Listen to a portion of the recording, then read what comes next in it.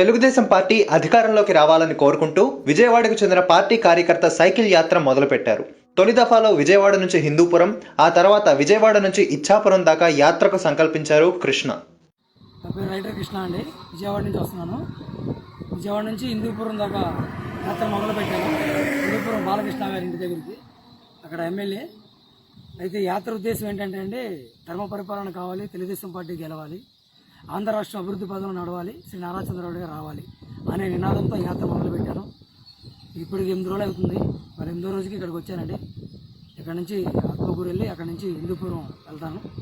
అక్కడ నుంచి తిరుపతి వెళ్ళి, హిందూపురం నుంచి తిరుపతి వెళ్ళి తిరుపతిలో మొక్కు తీర్చుకొని సోమవారికి వినతిపత్రం సమర్పించి అక్కడి నుంచి మంగళగిరి పార్టీ ఆఫీస్కి వెళ్ళి అక్కడ రెస్ట్ తీసుకొని 2 డేస్ అక్కడ మళ్ళీ పార్టీ ఆఫీసులో ఆదేశానుసారం మళ్ళీ అక్కడ నుంచి ఇచ్చాపురం దాకా మళ్ళీ శ్రీకాకుళం బోర్డర్, మన ఆంధ్ర బోర్డర్ దాకా యాత్ర కొనసాగిస్తాను. తెలుగుదేశం పార్టీ అధికారంలోకి వచ్చి మళ్ళీ నారా చంద్రబాబు ప్రమాణ స్వీకారం చేసేదాకా నా యాత్ర కొనసాగుతూనే ఉంటుంది ఆంధ్రప్రదేశ్లో. ఇదండి, విజయవాడ పశ్చిమ నియోజకవర్గం నుంచి వచ్చాను.